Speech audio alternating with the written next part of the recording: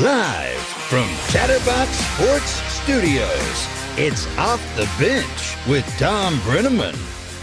Well, good morning, and a pleasant good Tuesday morning to each and every one of you. We welcome you, as always, to Off the Bench, presented by our friends at United Dairy Farmers. I'm Thom Brennaman. We come your way Monday through Friday, 10 a.m. to noon Eastern Time. You can find us in a variety of ways. On YouTube/Chatterbox Sports, we always ask if you would, please subscribe to the program.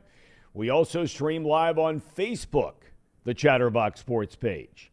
And if you'd prefer the podcast, and many of you do, please search Off the Bench with Thom Brennaman and you're dialed in. Well, we start in college basketball, and here we go, championship week officially kicking into high gear after a flurry of tournament action over the weekend, now bleeding into this week, capping off with a monster weekend and Selection Sunday this coming Sunday. 7 schools. You have Farley Dickinson, Southeast Missouri State, UNC Asheville, Drake, Kennesaw State. Last night, Louisiana and Furman have punched their tickets to the NCAA tournament. And one local school has a chance to get to the big dance tonight. That would be Northern Kentucky. The Norse manhandled the top seed Youngstown State last night in the Horizon League semis, 75-63 the final. NKU led this game by 22 points. It got all the way down to 5 in the second half, but in crunch time, they were money. Marquez Warwick was 22 points. The big man, Chris Brandon, has just been unbelievable. 17 rebounds. In their 33 games this year, he has 10 or more rebounds in 17 of them. 10 last night on the offensive glass. Tonight's title game pits NKU against Cleveland State, and you want to talk about two teams evenly matched. They played twice during the regular season. They split the season series, and each game was decided by 1 point. The voice of the North, Jim Kelch, will join us from Indianapolis in about 10 minutes to talk about tonight's championship game. Other action, Xavier will head out later tonight for the Big Apple in preparation for Thursday night's opening round of the Big East Conference Tournament. Exa number 2 seed will play the winner of tomorrow's game between DePaul and Seton Hall. We know the Muskies are going to have to play the rest of the year without Zach Freemantle. The 6'9 senior undergoes foot surgery, we're told, today. UC, the 4th seed in the American Athletic Conference Tournament. That's in Fort Worth, Texas. The Bearcats play the number 5 seed Temple Friday at 3 o'clock. All right, football. Let's start with Derek Carr. The former Raiders quarterback inks a 4-year deal with the New Orleans Saints that could potentially be for $150 million with $100 million guaranteed. He will average $30 million a year for the first 2 years of that contract. Comeback Player of the Year, hell, he should have been Comeback Player of the Decade. Geno Smith signs a 3-year, $105 million contract to stay in Seattle. Smith, who primarily in his career has been a backup, won the starting job after the Seahawks traded Russell Wilson and wound up going to the Pro Bowl. Good for Geno Smith. It's a great story. The clock is ticking. You can hear it. Tick, tick, tick, tick, tick, tick, tick, to 4 o'clock today on a new deal for Baltimore quarterback Lamar Jackson. The team said they will take it right up to the deadline later today before putting a franchise tag on him, and they've already said they're going to do it if they can't get the deal done. They've been trying at this for 2 years, and again, 4 o'clock is the time today. 3 other teams, by the way, have already used the franchise tag on players. The Cowboys with running back Troy Pollard, the Jaguars with tight end Evan Ingram, and the Commanders with Daron Payne, the defensive tackle. Interesting news in Kansas City. The Super Bowl champs said they will not franchise tag All-Pro left tackle Orlando Brown. The two sides will try and do a long-term deal, but it doesn't look good. And if unable, Brown hits the free agent market. The team frees up $20 million per year on the salary cap. The Chiefs also are expected to release later today veteran Pro Bowl defensive end Frank Clark. He would clear the decks on another $20 million. Baseball, 35-year-old veteran Chase Anderson tosses 2 scoreless innings as the Reds beat Colorado 6-1. Anderson is competing for a spot in the starting rotation. He's been around the block, been a pretty good pitcher for a long time. But the big story continues to be Christian Encarnacion Strand. He had 2 more hits yesterday, including a home run. He's hitting nearly .650 in the spring. Bobby Nightingale, Jr. from Cincinnati.com will join us at 11 o'clock to talk more about the Reds from Goodyear, Arizona. Late breaking news is Joe Mixon. Now, I'm going to read the story and give the credit straight off Cincinnati.com. Okay, here's the deal. Mixon lives out in Anderson Township. A juvenile, a 17-year-old, was taken to the hospital last night after a report of gunfire around the home associated with Bengals running back Joe Mixon. That's according to the Hamilton County Sheriff's Office. Officials have not released any information on the condition of the juvenile or the circumstances of the reported shooting. There has been no report of any arrest in connection with this incident. They show up last night after hearing about gunfire. Deputies were investigating a home on that block that later included a second home, and that's the address that matches the court documents filed in a prior incident in which Mixon was accused of aggravated menacing. The charges, of course, were later dropped, although the investigation is still ongoing. So, look, at the end of the day, nobody knows for sure, and the Bengals and no one from Mixon's camp except for his sister.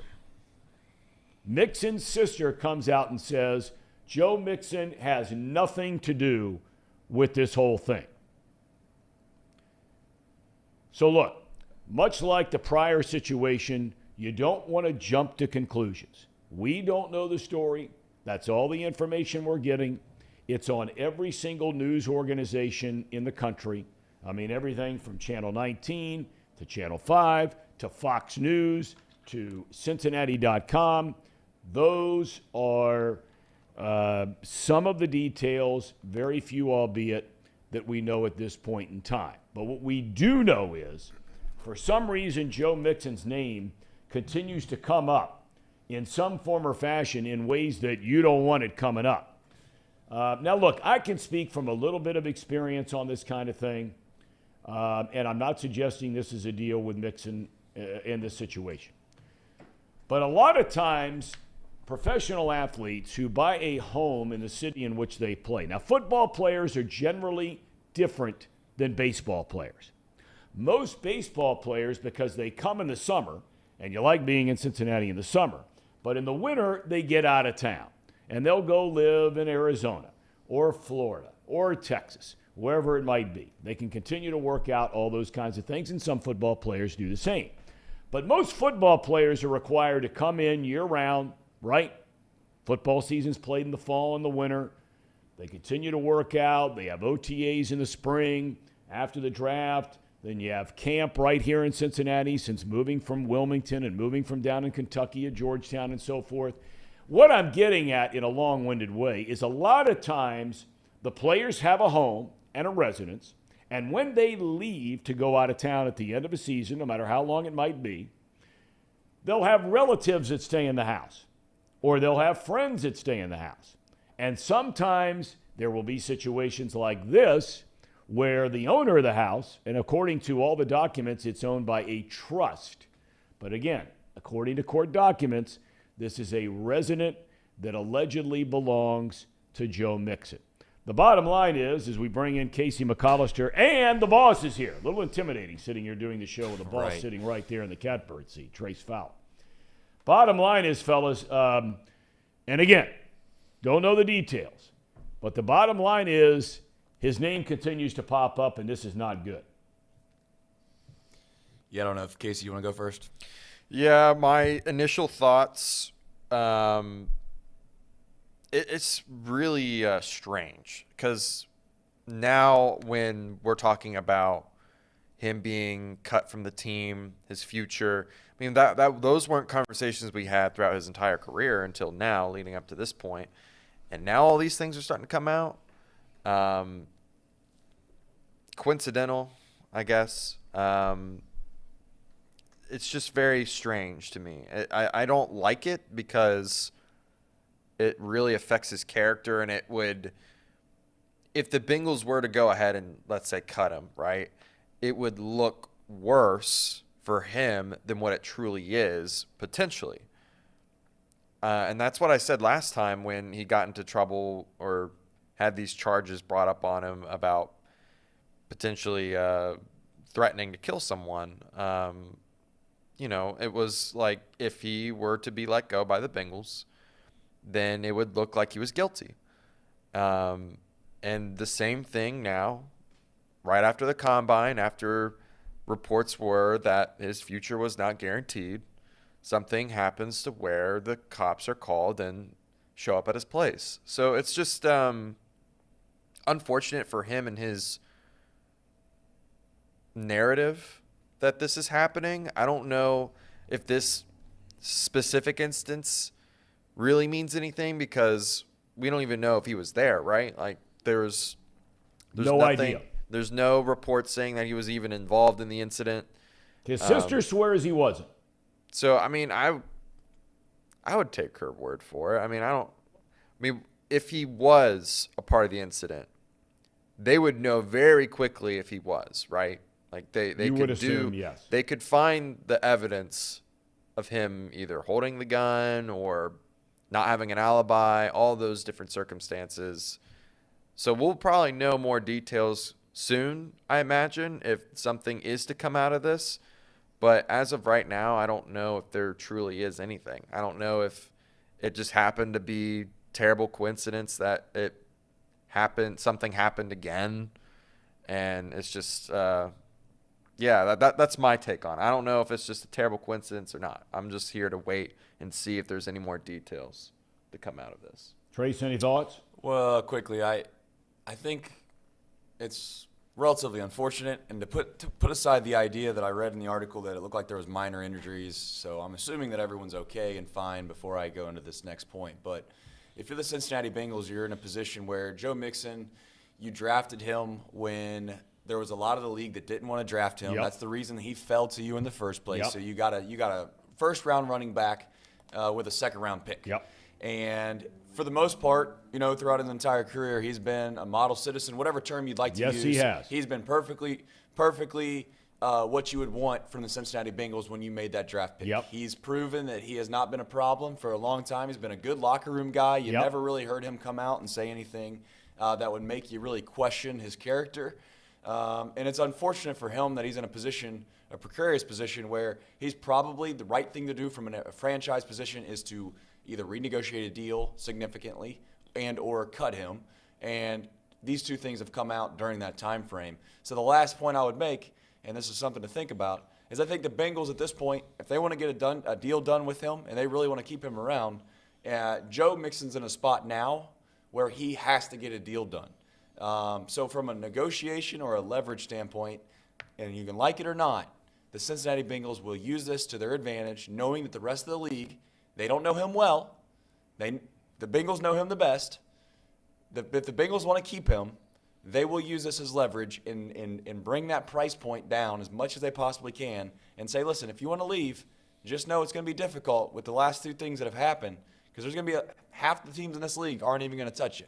Yeah, especially with like the John Morant thing and like all the other players around the league. And now I think they're just looking and they're just scared if you want to go that route, kind of adding on to that narrative that you're trying to portray here, that teams will be nervous to have to deal with someone that might be a character issue. So, I mean, the thing that separates this from the last thing, we know that Mixon was directly involved in the last thing. That cannot be denied.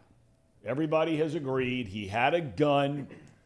The person that he threatened, the prosecutor's office says there's still an open investigation on this thing, but we know Joe Mixon had a gun and had some kind of situation downtown when the team was going to leave right before the Buffalo playoff game.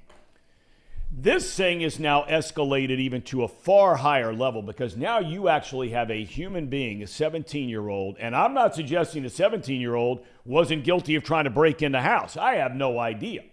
But you have a 17-year-old now who was shot, actually shot. So, look, if somebody in that house feels like somebody's trying to break in, I know somebody's trying to break in my house, right? You have every right in the world to shoot them. Every right in the world. If that's what you think is going on to protect your family and protect your property, I'm not endorsing anybody doing that. But that's a reality. And you have to wonder, what are a bunch of 17-year-olds doing hanging around Joe Mixon's house after dark on the street and the block where he lives? We're going to find out more about this in short order. And Tracy, you are spot on. Both of you guys are spot on. This guy, we all know what happened at Oklahoma, punching the woman. Video has been seen a billion times. And they rolled the dice on this guy. And they took a chance, and it has paid off for the Bengals all the way up until now. Because he has been a model citizen. You haven't read anything about this guy. Trace, you point out, by all accounts, great locker room guy. Team first, not me. You know, you're these running backs who go from rushing for 1,200, 1,300, 1,100, down to this year 800, and they're complaining about their playing time, the number of touches. You never heard that from Mixon. He plays with passion. He plays with fire. He cares about his teammates. He's always there giving guys on the defense water, all that. I mean, all of us see it. But we don't know what happens when he leaves the facility. And there is, when one of you, I think you said, Casey, half the teams are going to be scared off. It's going to be a lot more than half the teams scared off. Because a lot of them were scared off when he came out of college. Every team in the league passed on the guy. Every one of them had a draft pick before he got picked. Yeah, and you add in the fact that there's really not a huge market for his age running backs in the first place. Yeah. There's not. He's just he's in a really tough spot in his career where, as they say, your leash is only as long as how good you are or how valuable you are. When you're like we've talked about outside this office, Joe Burrow could go out and do damn near anything outside of going to prison, and the Cincinnati Bengals are going to let him back in the building. When you get to Joe Mixon's age at his position, that's just not the case. He's given every possible scenario that could possibly happen to make this an easy decision for the Bengals. He's done that for them. And that's relatively sad to a certain extent because I don't know what his involvement is in all this. And I also would say, without speculating too much, it wouldn't shock me in the world if you're right about the kids and there was a Plaxico-type Burris situation where the kid shot himself in the leg. And right, well, that's a good point. Now you got to hold this fiasco going on. Who knows if Joe's even there? But at the end of the day, like I said, to make it simple, the Bengals will use this as leverage. That's probably the biggest storyline from a sports perspective that I can think of when it comes to this situation. I don't think anything will come of it because if so, they would have already gotten down and drilled into the details if there was something majorly wrong. The police would have already escalated it and made sure that it was taken care of. However, the biggest storyline, in my opinion, is if the Bengals want to keep him, they're gonna take that salary as low as they can go, or if they don't want to keep him, they're gonna point to these two instances and say, "Hey, we got to let you go. Sorry."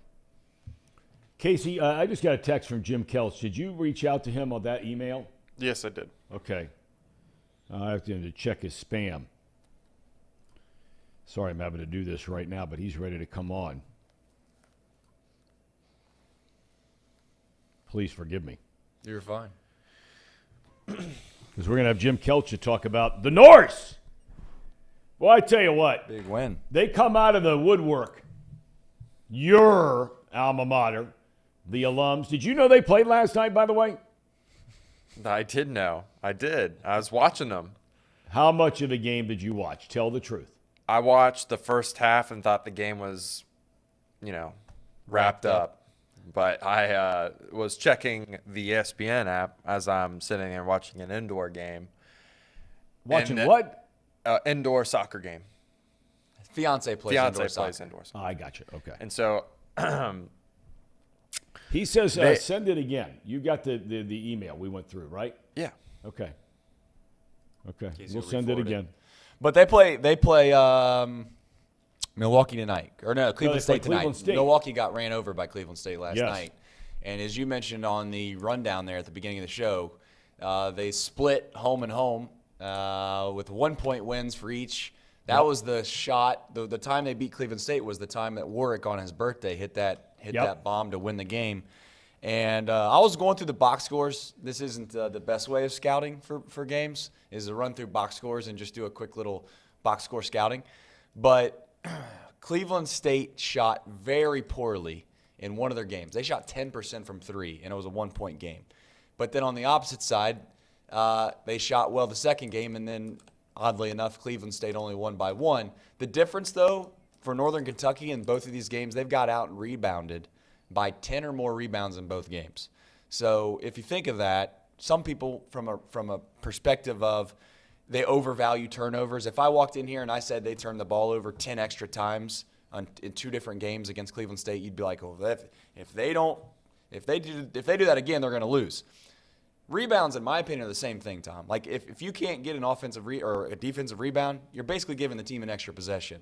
So if Northern Kentucky wants to win tonight, they're going to have to find a way to do a little bit of a better job on the glass. Thankfully, they got a guy that can do that down there at least. I mean, this Brandon guy, watching the game last night, and I gave some of his numbers for rebound. He's the 14th leading rebounder in the country. He's 6'8".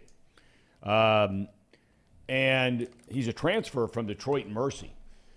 He played there 3 years before he came to Northern Kentucky. He's played the last 2.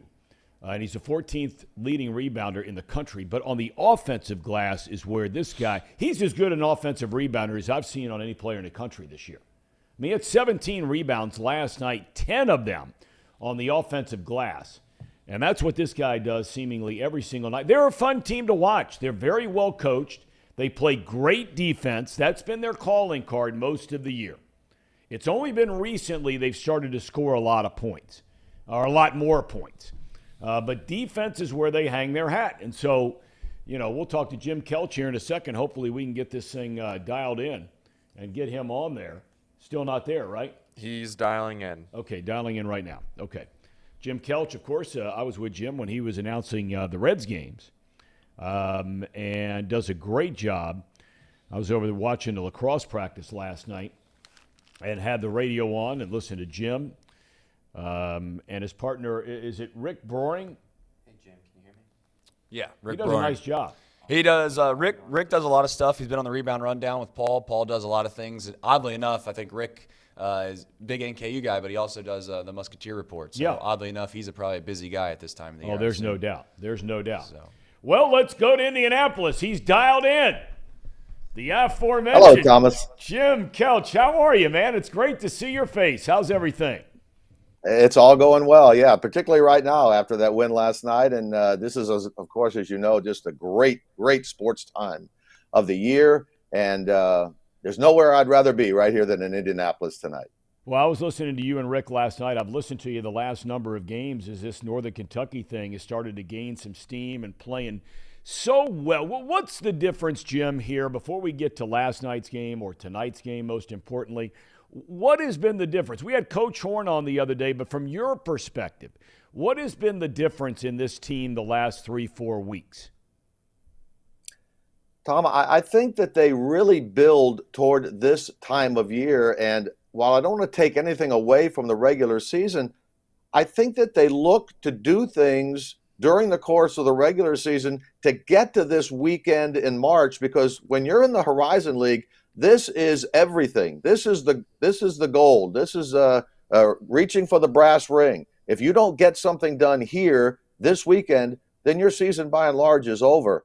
You can go to some of the smaller postseason tournaments, but at NKU, it's NCAA or NIT. So I think everything they did, tweaking the offense, tweaking the way they're playing defense, tweaking the personnel that play as a starter, maybe as guys coming off the bench, all leads towards what they can get done at the end of the season, what they can get done here in Indianapolis. And I'll be darned, it didn't start with Thom Brennaman, and it worked well with him, and it's carried over with Darren Horn the 4 years that he's been here. Yeah, you guys were talking last night, and then I caught the last minute and a half or 2 minutes, whatever it was, at home on television once I got back home. And, they were really talking a lot about this NKU program. and how, 4 of the last 5 years they've played in the title game in the Horizon League Tournament Championship. You talked about Coach Brandon. He did a great job there. And now Coach Horn. What is and you were around for Coach Brandon too, and not to get into his tenure there. He built this thing up, and now Horn is taking over and trying to take them to even higher heights. For those that are just now paying attention to NKU, what kind of players? Where are they getting their players from by and large? You know, that's a really good question, because in this day and age of the transfer portal, of the 11 teams in the Horizon League, NKU is probably the only one, maybe one other, but probably the only one who uses the transfer portal, but not using it to build the entire roster. If you look at the NKU team, Xavier Rhodes, the point guard, Chris Brandon, the post player, are the two transfer guys that came in. Brandon 2 years ago from within the league at Detroit, and Xavier Rhodes is a D2 player this year. But by and large, Coach Brannon and now Coach Horn, they build this team what we'd like to call maybe the old-fashioned way. They get freshmen in here, they redshirt them some, they bring them along, and it's a team that is built for the long haul, not for the short term, a la UK. Every year you have a different team. For instance, when you look at the Cleveland State team, they're built on a lot of transfers.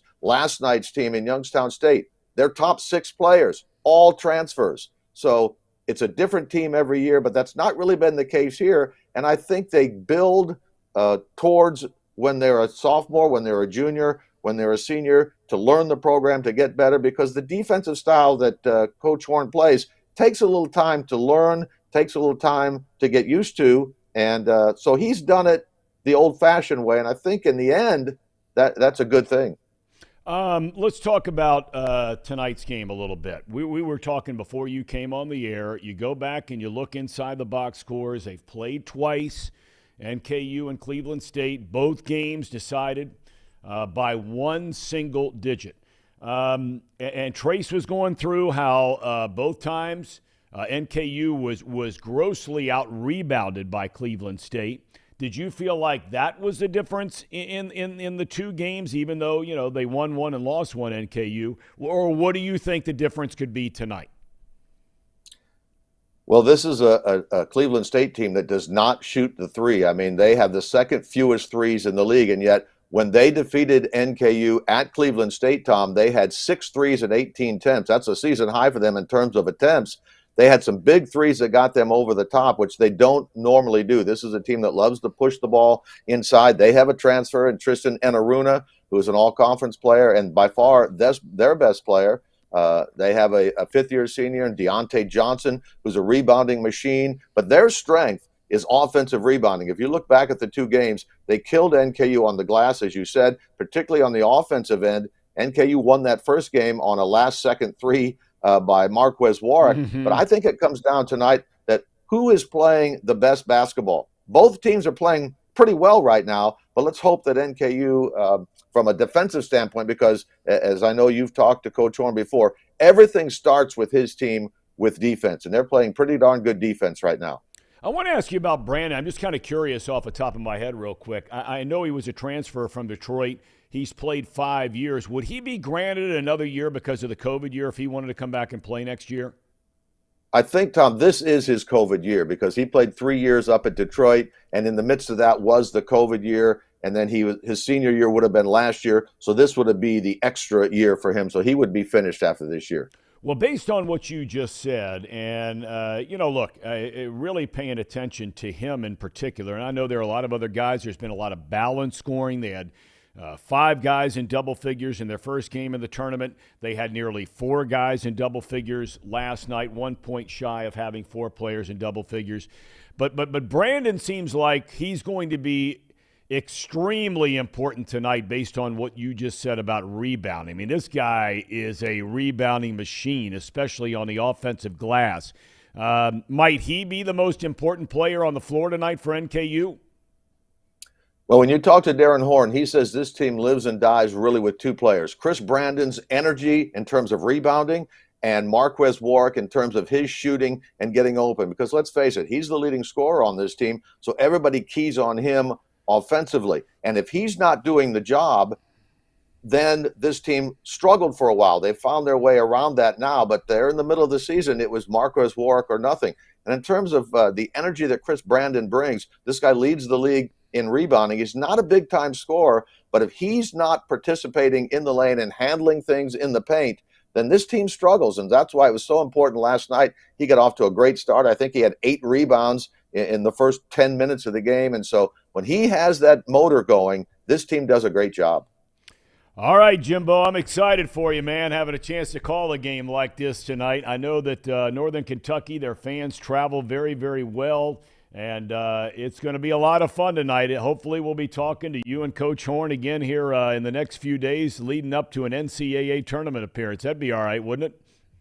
Well, if they can get their 4th bid, that would really be a lot of fun, and who knows where they'll go, what kind of seed they would get. But the point is, if they can make it, that would be great. And Tom, it's great to see and talk to you again, buddy. You too, Jimmy. All the best, man. Best to your family, and tell everybody we said hello. Grandpa Jim Kelch, by the way.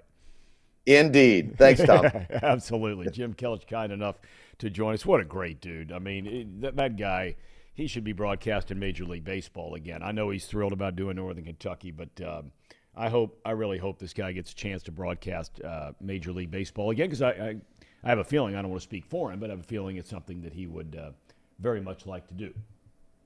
Good man. One thing I've noticed with broadcasters is that their voice is their voice. Oh, yeah. You know? It's like some people, before you really meet maybe a broadcaster, you think that they have this persona or they put this voice on when they go on air, and that's just not the case at all. It's just exactly how you talk is exactly how you broadcast. I mean, he was a minor league broadcaster for a long time, over 15 years down there at Louisville, and got the chance with the Reds, and I hope he gets another one. Sir Boy Wonder, among many, many others, saying Jim Kelch is very much missed. Everybody likes Tommy Thrall. I'm not saying that Tommy should be. Don't take that the wrong way in any form or fashion. But, this is exciting. Jason Williams, a great columnist of the Cincinnati Enquirer, he wrote an interesting piece today about, does Cincinnati, there was a time when Huggins was here and when Mick Cronin was here.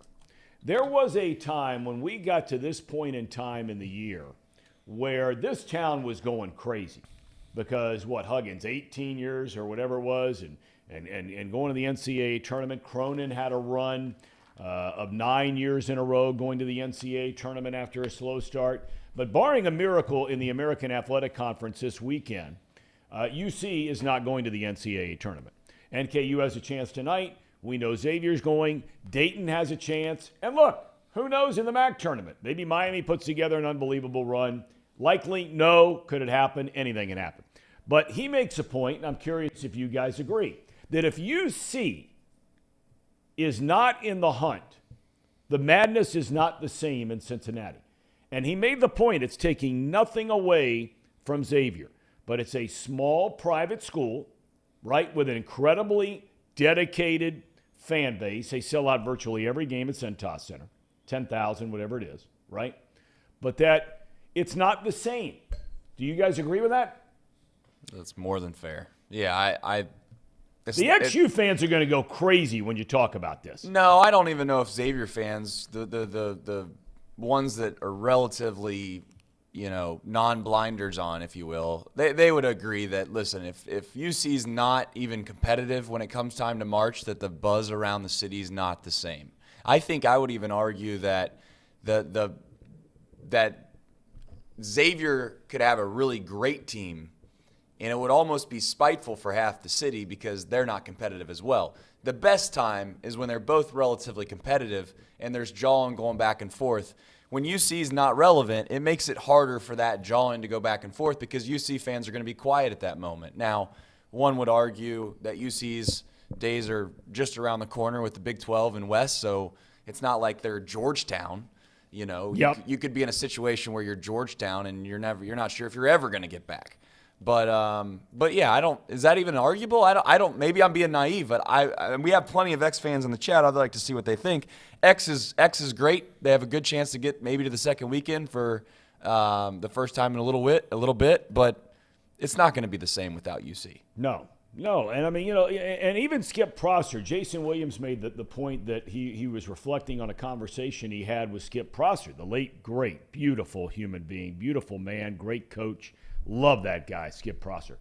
That even he said when he was at Xavier, he said there is something to be said for a team that has a town or a state in its name. University of fill in the blank, right? Could be Kansas. It could be Oklahoma. It could be North Carolina. It could be Cincinnati. Could be Ohio State. And that, and I go to Texas just because, having a daughter goes to school down there. There's the University of Texas. And then there's everybody else, right? TCU can play in the national championship game in college football this year. It's a small private school that has 9,000 students, much like Xavier, right? Or whatever it is, 11,000 students. So nobody is knocking Xavier in any form or fashion. They're a fun team to watch. They're an exciting team to watch. They are incredibly well coached. We've said that on this show thousands of times. That Sean Miller is without a doubt one of the 5 best coaches in all of college basketball. He wouldn't have been hired at Arizona in a program like that. He wouldn't have been brought back despite some of the questions and people wondering about what was going on back there at Arizona and all the rest of that stuff. And he has taken a program that had been down for the last 3 or 4 years and assembled a team that now looks like it's going to be a top 4 seed in the NCAA tournament. Right? Or do you think Fremantle being out changes that? Well, that's the question of the day. I kind of laughed about this the other day. I was in here and I said that I have a hard time seeing Xavier get to the second weekend. And, Paul obviously mentioned that Fremantle was a big piece of that. And if he's not back, he could see it. But then the other day they were mentioning how well they were playing without him. Yep. So I'm just curious. We don't have any Xavier. We'll have to ask Paul that before the tournament is that changed now? Because Fremantle's been out for a little while. You guys are starting to play well. Is that kind of pushed to the side to where if you get bounced in the first round, perhaps, is that an excuse or is it not an excuse? And I'm not saying that, that's going to happen. But, again, I would be concerned if I'm Xavier without Fremantle. I feel like they ride or die off of one guy. I've said it for all year long. And there's some teams that are all like that. I'm not saying that they're the only ones. Listen, if Warwick – for NKU tonight plays poor and terrible, they're probably not going to win. Yep. If Sule Boom does not play well in the NCAA tournament, that's a guard-driven tournament. I have a hard time seeing them doing well in that tournament if Sule Boom does not play well. I've heard a lot of chatter about before Fremantle went out. And you always talk about matchups in the NCAA tournament. Let's be honest about it, okay? There are some teams that you match up with, and, man, you really like the matchup. Right, for whatever the reason. Maybe you've got 2 big animals in the post and the other team is very small. Maybe your guard play is exceptional, the other team's is not. I mean, you could go into on and on and on and on.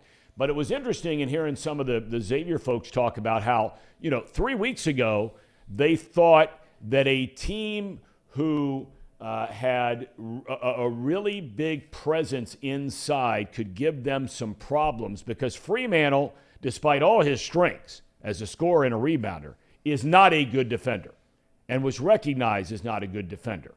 And so, a lot of people felt like that might be an issue.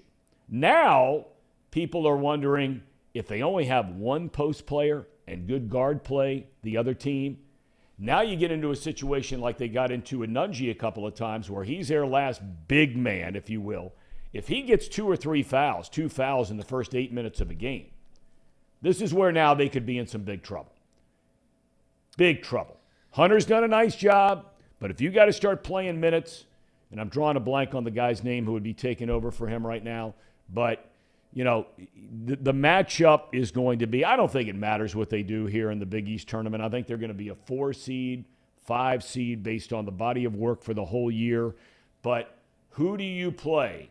If not that first round game, certainly the second round game, because it would be a 4-5 matchup more than likely. And some of the bracketology things I've seen, countless ones, that Joe Lenardi anyway, would have them in the same bracket paired up against, say, a TCU. Yeah. Right? And there's a chance they get matched up with an Indiana possibly as well. Those are the teams that they're looking at. But, again, you still have these mid-major teams that are very, very good. When you get into that 4 and 5 range from a seed byline, you're going to play someone good both games, regardless. Yep. And my thing with Xavier's relatively simple and straightforward, I think, for the Big East tournament. If they win one game, I think they're a 4 seed. If they lose the first game, there's a chance they slide down to 5, but they still might hang on to the 4. It all comes down to, are they going to play in Columbus? Will they play in Orlando? At the end of the day, Xavier's put themselves in a position where at the beginning of the year, if you told that fan base that, hey, come tournament time, you're going to be a 4 or 5 seed, they would have called their wife and said, let's go out to dinner tonight. Better and get believe something. it. You know, I mean, that's the bad side of the tournament too, Tom, is because you put all your eggs in this one basket that happens 3 weeks, and it's so fickle. I mean, you could go from like UCLA went to the Final Four, Tom. People forget this. They were in the play-in game, and their percent chance of beating Michigan State in the play-in game in Dayton was like 10% at one point on the GameCast. It's such a fickle, minute time frame of a season. Well, I mean, look at North Carolina last year. Exactly. They were really not a heck of a lot different last year than they are this year. They were better last year than they are this year. The end result, to your point, was better last year. They may not even make the tournament this year. There's a very strong chance. Although I tell you, I look at that bracket in the Atlantic Coast Conference, and I say to myself, if I'm North Carolina, I really like that half of the bracket that I'm in. You've already beaten Virginia. You'd have to play them in a second-round game. And then you're in the same half of the bracket as Clemson. You're staying away from Duke. You're staying away from Miami. So, you know, and I'm not taking anything away from NC State and Clemson and some of these teams that are down there. Virginia, certainly. Although I think everybody agrees, of all the top 10 teams that have been ranked in the top 10 all year long, Virginia has a chance to be the biggest fraud of all of them. But that remains to be seen. All right. I'm going to throw it to the Ham and Eggers, and we are going to have some conversation about the Kansas City Chiefs when we come back and these two major moves that they've made. Releasing Frank Clark, that's coming later today.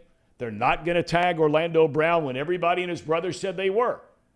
And this is the team that for the last 2 years has been the Bengals' number one competition of either getting to the Super Bowl, right, or ending your season in an AFC championship game.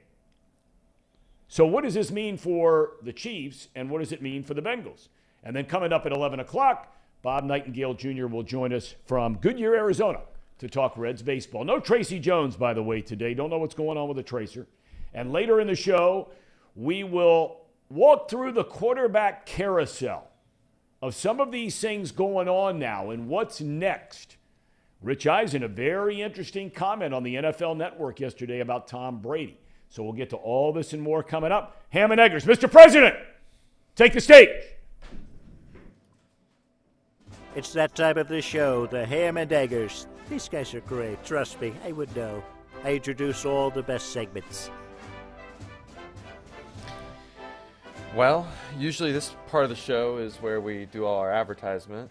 Are you? Your ad reads, yeah. I mean, I think I can dig them up, and I don't know if I'll ever do as good of a job as Paul does. But, and I don't have the ad reads in front of me because I usually am not in the spot. But I do know one thing: if you don't drink Pawnee water, you're missing out, because Pawnee water is just off the top of my head. I've heard this enough to know it's natural limestone filtration, Casey. Right? Yeah. You ever heard of that? Natural right here in Hamilton, Ohio. That's crazy. And what I suggest you doing is just go to Pawnee. By the way, I've seen in the chat sometimes they think it's like P-O-N-T-E. No, it's P-A-H-H-N-I. Okay, let's get it right. P-A-H-H-N-I. In fact, if you Google that and you don't look at the Google ads at the top of the screen, you actually go down to the real results, you will see that it is, I believe, the water in the Indian language. Yeah. And also, what? We're going to be talking about Bengals here coming up.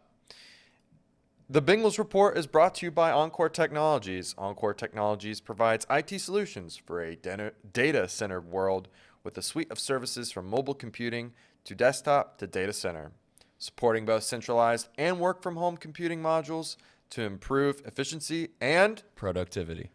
Visit encore.tech. The path to innovation begins here. One quick thing, Christian Encarnacion Strand has been the talk of the town in Reds country because he is doing unbelievable things in spring training. He looks like he's going to be the next first baseman for the Cincinnati Reds when Joey Votto's time is up. I'm not trying to shift Joey Votto out of here, because one thing I will say before we get into the Christian Encarnacion Strand stuff is that I do think we as the city should appreciate Joey Votto's last year, take it all in for what it is. Unfortunately, he's not had the chance to really be in a lot of big moments for this franchise because they've not been good enough to put him in those moments. And like it or not, I know people will say he's not clutch and all that crazy stuff. But, listen, when you only get 15 to 20 at-bats in quote-unquote clutch moments over your career, it's probably tough to say whether or not one is clutch or not. I know we probably won't get into this too deep, Casey, but, imagine the idea, and Joe Burrow's probably a bad example. I don't know what the right example would be, but like towards the end of one's career, they've been here their whole entire professional career. Let's use AJ. AJ Green, right? Did you feel like you got a chance to appreciate AJ Green's final year, if you will, or did it just kind of come and go? It came and went, and I don't feel like I fully ever appreciated it because of where the franchise was. The expectation of the team doing better with Joe Burrow also getting hurt. Like, there was a lot of, other focuses that I had, and I didn't appreciate that final season where, it was, I wish I would have appreciated it a little bit more. Well, the writing's on the wall for Joey. I mean, I think anyone that has any intellect when it comes to baseball knows this is Votto's last year. And I would just say, let's hope that Encarnacion Strand has even half the career that maybe Joey's had. But I would also say try to enjoy Joey's last moments in the city. And he's started to try to do, I don't know whether you want to call it legacy building or what you want to call it, but he started to show a little different side of him that he's not shown throughout his whole entire career. And hopefully he continues to do that this year. And he has a decent year going out in a way, because I think, as I said before, he could be the MVP of this league. And I don't think the Reds are going to pick up his option. So, no, well, it would cost him $20 million to pick up the option. It would cost them $7 million, which just blows my mind. You know, if you don't pick up the option, you got to pay him $7 million to walk out the door, and you just got finished paying him $250 million. I mean, wherever you get that deal, man, I want that guy as my agent, whoever that is, so I can sit down across the table with Trace Fowler and talk about, hey, if you want to get rid of me, you owe me $7 million. That's a pretty good deal. Yeah, it's called leverage. Hey, now listen, we're gonna before we get to Bob Nightingale Jr., and I just got this confirmed a minute ago. We had a meeting yesterday, Trace and Casey and Reed and Paul and Sean, and we sat around and started talking about this show. And look, the next couple of weeks, we've got the NCAA tournament coming up. We're going into baseball season, and things during baseball have a potential to get a little bit slow, okay? And it depends on how the Reds are doing, of course, and who knows. Maybe they become the talk of the town. But we talked about the idea of trying to expand beyond sports from time to time. And that can come in a number of different ways. We flirted around, Tracy Jones gives us something a little bit different. We flirted around with, what are you watching on Netflix? And things like that. And we'll continue to do those kinds of things.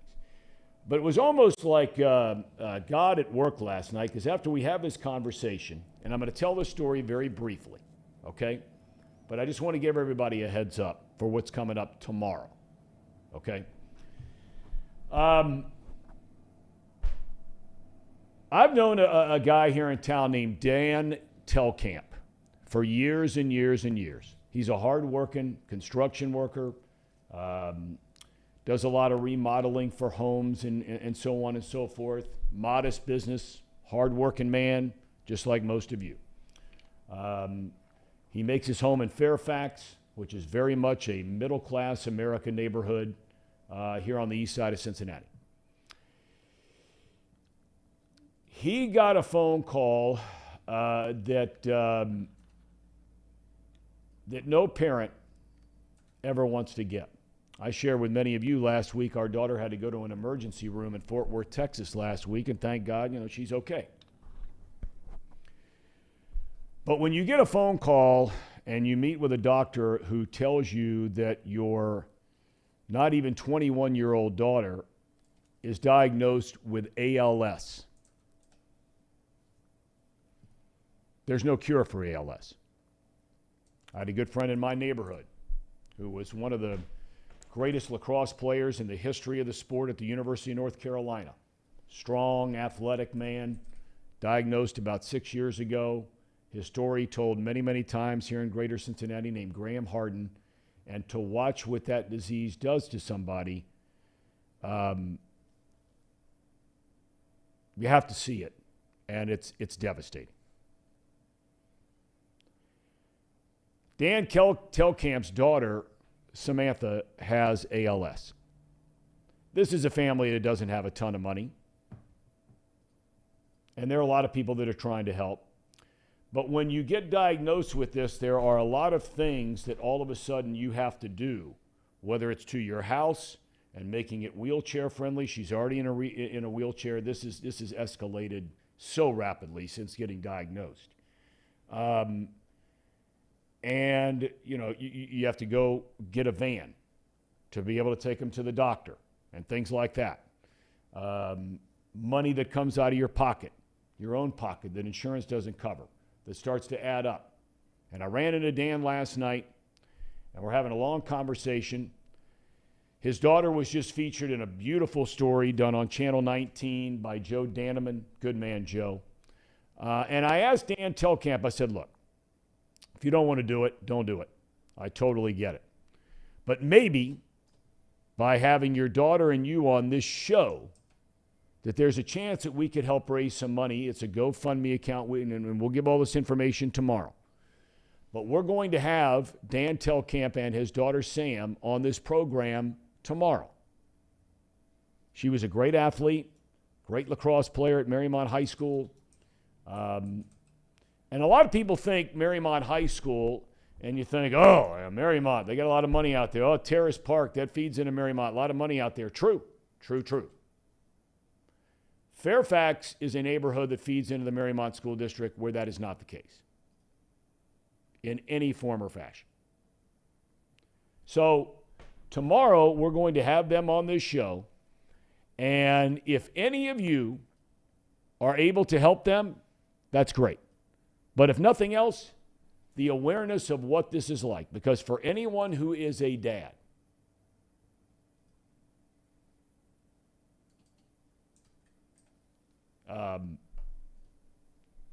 to watch your child slowly start to die, I can't imagine a greater pain in the world. And that's what they're going through. And so if we can help them here on Off the Bench tomorrow in any form or fashion, if all of you could tell your friends, I mean, we'd love for you to tell your friends about this show and watching the show and sponsor the show and all those kinds of things. But that is nothing compared to us asking you to share with your friends, to watch tomorrow, or to download the podcast tomorrow to see if we can't go out there and help this family.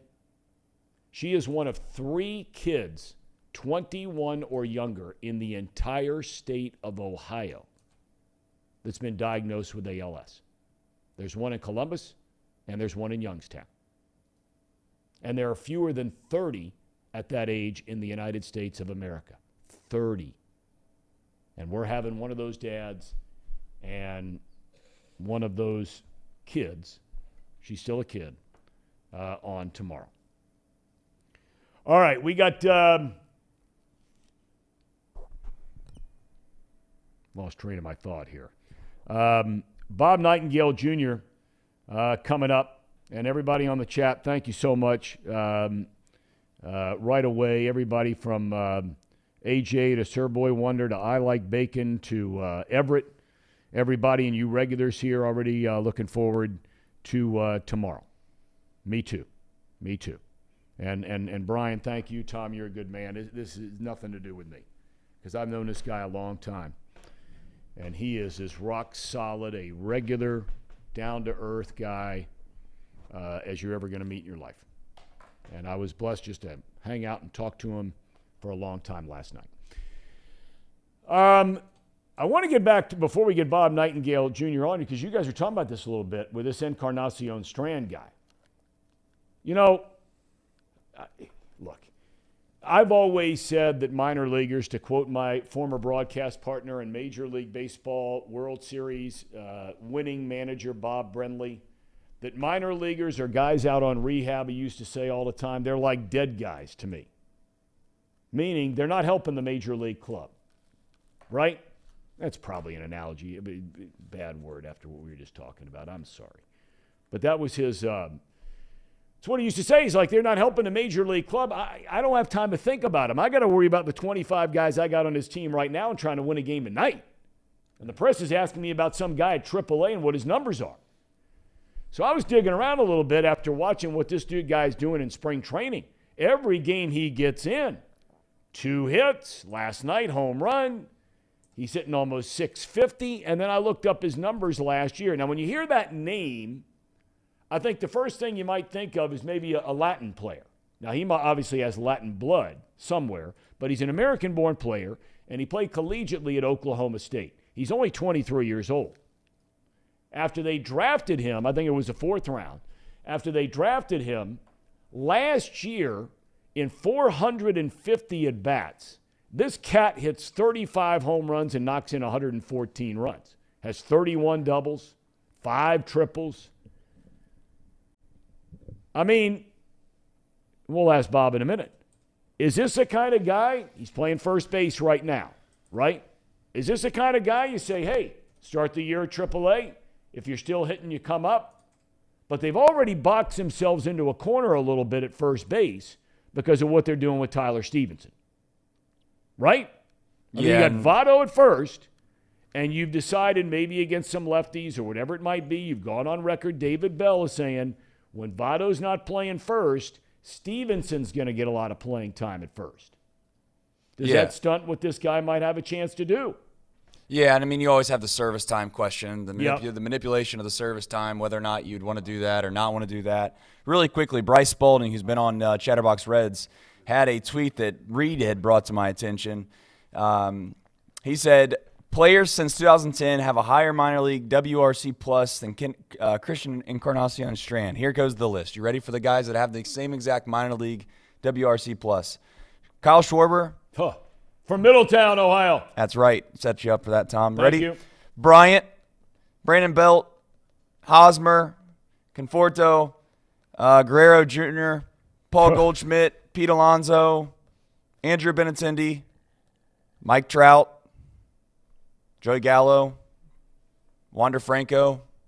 I mean, good players. So my point is that half those guys are playing in the WBC next week. Yeah, he's in it. Now listen, as you said before, he's still in the minor leagues. It's hard to 100% guarantee something, but when your name is upon a list like that, Reese Hoskins. I mean, there's Joey Gallo. I don't know if I even said these guys' names. There's so many of these names, and I'll put this tweet out later today. I'll retweet it. It's exciting, but right before Nightingale comes on here, I'm going to jump out of here for a quick second and jump into a meeting, and then I'll be right back in here. Okay. But at least the one good thing about the Reds is this: the guys that you were hoping that were going to start showing some type of promise have done that. Now, what that exactly means long term, you don't really know, but at least if you're pessimistic right now in spring training, then I would just ask the question: just don't watch the team for a while and come back later then. Yeah. Because if you can't get excited for what you've seen so far in spring training, then what's the point? Now, my understanding is he's a third baseman by trade. Yeah, but I think his defense is pretty suspect at best. So Okay. we'll let Bobby's ready to roll, so we'll let him give his opinion maybe on the defensive side of things. I think that I don't know if that's the thing many people are hanging their hat on when it comes to Encarnacion Strand. All right, well, let's go to Bobby Nightingale Jr. He covers the Reds and has for a number of years, extraordinarily well for Cincinnati.com. He's out in Goodyear, Arizona, follows the team each and every day, all through the spring training and the regular season. Bobby, good morning. You're not standing outside in the wind and the rain and all the other sort of stuff. I'm hoping it's nice out there in AZ right now. Finally, yeah, it's finally getting closer to the 70s. I think it's 80s next week, so finally like true spring training weather versus what it's been so far. We were just having an extended conversation about Christian Encarnacion Strand. Okay, now everybody knows, you got to say it, but everybody knows this is spring training. But the guy's 23. He was a college player at a big-time program at Oklahoma State. He's not going to cover off the ball coming off an extraordinary minor league season a year ago. What are his chances of making this team? Better than they were, a week and a half ago, but I'd still put him kind of just a little bit. I mean, he's only played maybe 2 months above A-ball. I mean, there's some expectations that it's been great to see him swing the bat the way he is. That's kind of his scouting report. I mean, everywhere he's been, he's hit. In college, in the minor leagues. That's always been, a bat-first guy. He hit 30 homers last year with, I think, like 120-some RBIs, which were top 5 in all of the minor leagues. So, I mean, this is his scouting report. He can hit, and he's proven he can do that against, higher quality pitching. He's impressed with kind of his approach at the plate. Even in 2 strikes, he changes his swing, shortens up, and able to get hits that way. So you can tell, I mean, he's a smart hitter, but it's one of those, he doesn't have like a clear path to playing time. I think that's probably the biggest difference when I hear people say like Jonathan India, he came out of kind of a non-roster invitee, came out of minor league camp and pushed his way to the starting lineup. But that was a little bit different because the Reds didn't have a shortstop at the time.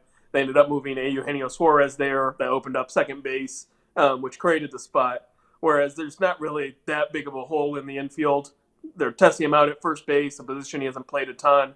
So I'm not expecting him to make the opening day roster at this point, but I think he's at least deserved to be in the conversation, which, is a little bit unexpected for a guy who, again, has only played 2 months above A-ball. Does his long-term position, now he's listed when you go just look him up on the internet, he's listed as a third baseman, but he's been playing primarily at first base in the games he's played so far in spring training. Does first base appear to be his long-term position? I think that's probably what they're planning on. I mean, it's just based off all the shortstop prospects they have. I think they're looking at it. If you look long term, they should have better athletes able to slide over to third base. Like Spencer Steer, he's going to get the first crack at it this year. I'd put him as a better defender at third base than Encarnacion Strand. So I think first base, especially it's the last guaranteed year of Joey Votto's contract. You have to start thinking about guys that could fit over there, and he certainly has the bat to play first base, which not a lot of guys do. Has the power to play there every day. That's an interesting thing, Bobby, that a lot of us maybe don't necessarily think about is that, when you look at, and you made reference to the India thing and moving Suarez and that kind of thing, the Reds have already committed that Stevenson is going to be used a lot at DH and at first base and not just exclusively behind the plate. You start connecting dots and you say to yourself, and of course everything can change, but you say to yourself, okay, Votto, last year of his deal, he probably leaves at the end of the season. So now looking ahead to first base in that position, does a guy like Encarnacion Strand become the victim of now all of a sudden? And look, we don't know if this guy's going to be a good major league player.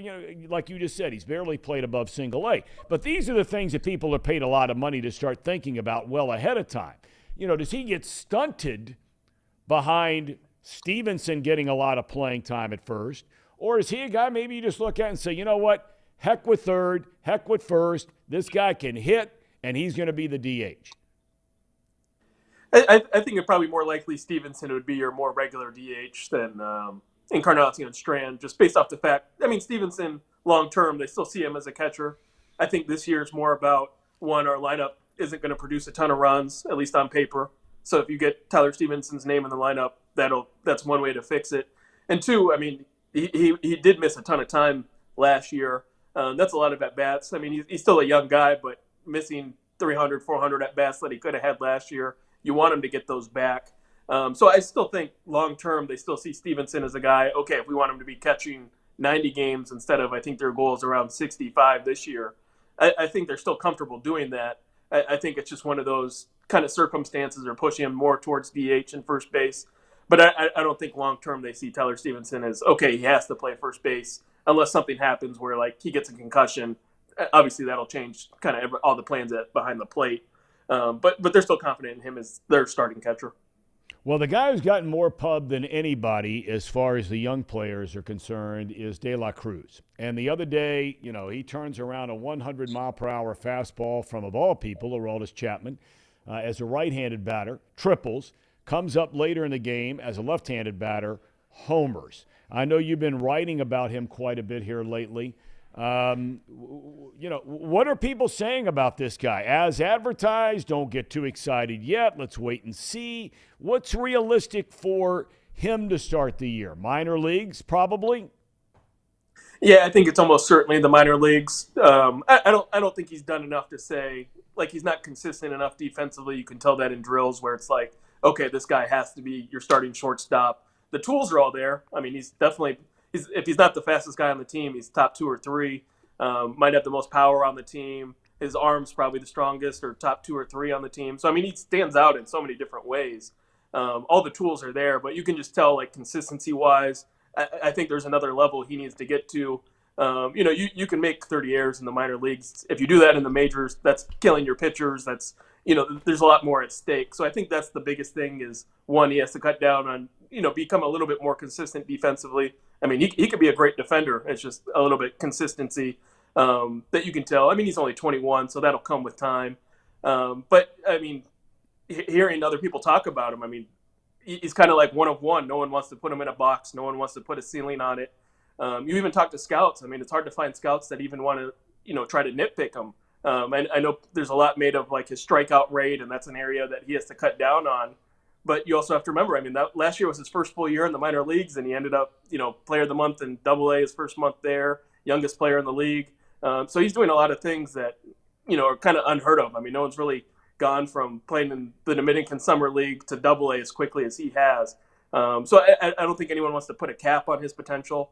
I just think it's going to be tough for him to make the opening day roster. That door's probably close to closed. Mm-hmm. But, if he has a good start to the year, I wouldn't be shocked if early in the season, May or June, his name comes up a lot more too. Votto and Senzel, I mean, I read your stuff every single day. You're all over it. I know they said initially when spring training started, David Bell, paraphrasing, basically said that, hey, look, Votto will let him know when he's ready to go to start playing in games. Are you getting any kind of vibe or feel on that? Not yet. I mean, you can tell he's not 100. The Joey Votto 100%. He's swinging all right. Throwing, you can tell a little bit of limitations there. But there's so many things that he feels like he has to be able to do before he's playing in games. Like getting jammed on a pitch, check swings, that type of thing with coming off shoulder surgery that I think, not that he's scared to do, but just things he hasn't done yet. Dove on it in drills. So, I mean, I think he's getting there. I just think I don't think opening day to him is the end all be all. If he misses a couple weeks and has to stay in Arizona and extended spring training and then feels 100% in late April, I think he's 100% comfortable doing that because, he's coming off a year where he didn't perform. And I think he knows in his mind, if he wants to continue his career, entering the last year, guaranteed year of his contract, he has to perform. And so I think that's something in his mind. Okay, if I'm healthy, he's really confident he'll play well if he's healthy and has a full season. But I think he's kind of learned, okay, I can't push it just because the schedule says opening day starts in 3 weeks. So I don't expect him to be ready for opening day. But you can tell he's progressed, from the start of the spring. All right, walk me through before we let you go because I know you're busy. We know about basically the top 3 starters in the rotation in no particular order, Green, Lodolo, Ashcraft. After that, Chase Anderson, guy I've been around the block. He throws a couple of scoreless innings yesterday. He's 35. Anderson's had a nice career. He's had a really nice career. Would he be in the mix, and who else is in the mix for the final couple of spots in this rotation that we can start keeping an eye on the rest of the spring? I think Luke Weaver is probably your number 4 starter, guy they brought in on a 1-year contract. Well, you wrote a great piece on him, by the way. Great piece on him. Thanks. And it's just one of those, like, you can tell the way the coaches talk about him, the way he's kind of feels comfortable, getting used to things, trying out different pitches. It's just different than a guy competing for a spot. You can almost tell, like, okay, he's got an edge up. And then the number 5, I think Luis Sessa or Brandon Williamson. I think those are probably your top 2 candidates for that one. Maybe Connor Overton. He's had some struggles in spring training games, but had some success last year. those are your probably three guys. Chase Anderson looked good yesterday. He's just in minor league camp, isn't with the big leaguers. Not that he can't move over if he continues to have success, but I think he's probably more of a guy that starts in the minor leagues and is more starting depth behind that, or even in the bullpen. Could be a guy they look at turning into a reliever and bringing him up that way. But I'd put Sessa and Williamson are probably the two that I'd watch closely from here on out. Okay, actually, I lied to you. One last thing. I'm just kind of curious. Nobody's picking the Reds to be any good. That doesn't mean they won't be any good. Trying to think of how to ask this correctly. Do you think that they will be open to the idea, and whether it's Encarnacion Strand, whether it's De La Cruz, and, neither one of those guys are in that boat yet, where Chris Bryant was a few years ago about, you want him to go to the minor leagues and get, avoid the service time and the clock starting, blah, blah, blah.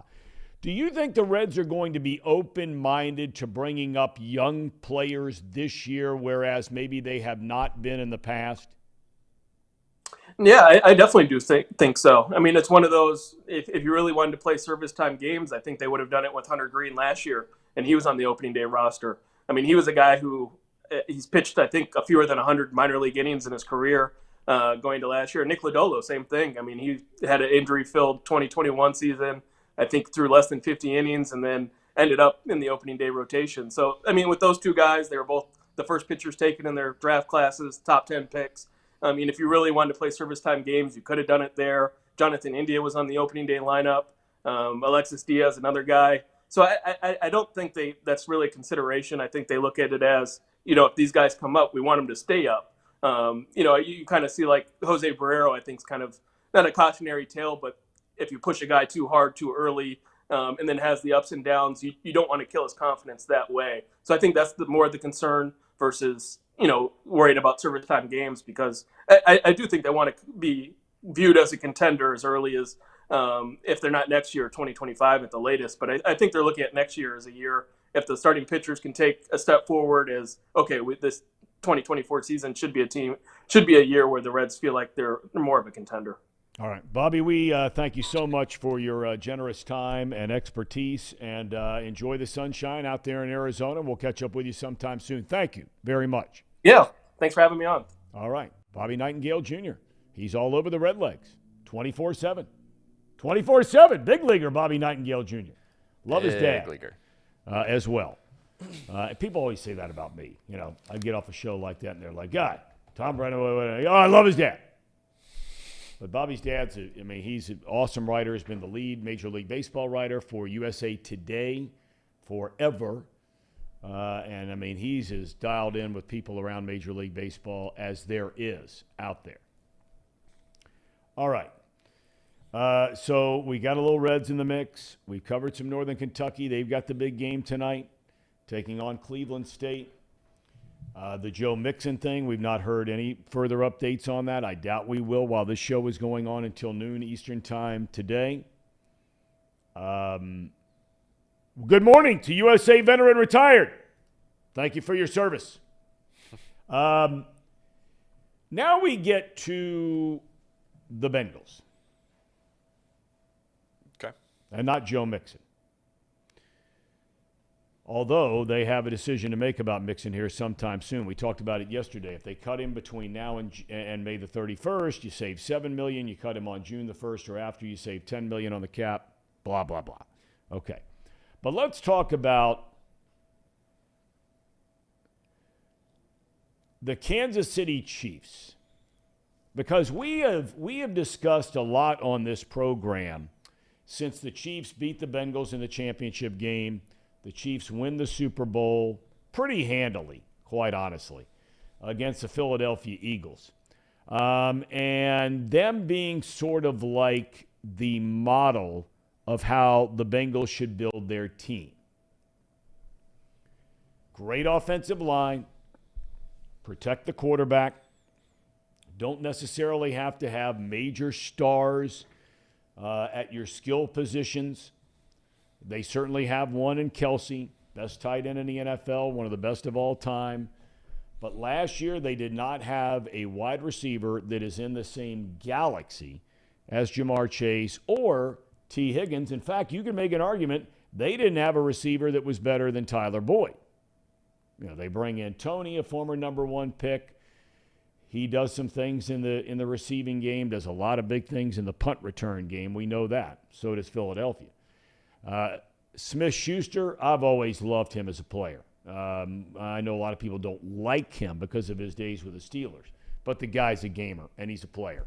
And they bring him in. He did a nice job. But now all of a sudden, the Kansas City Chiefs, and they still have time to sign Orlando Brown, their starting left tackle.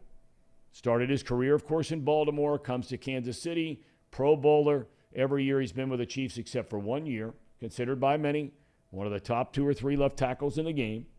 They're not going to franchise tag him, which everybody thought they would.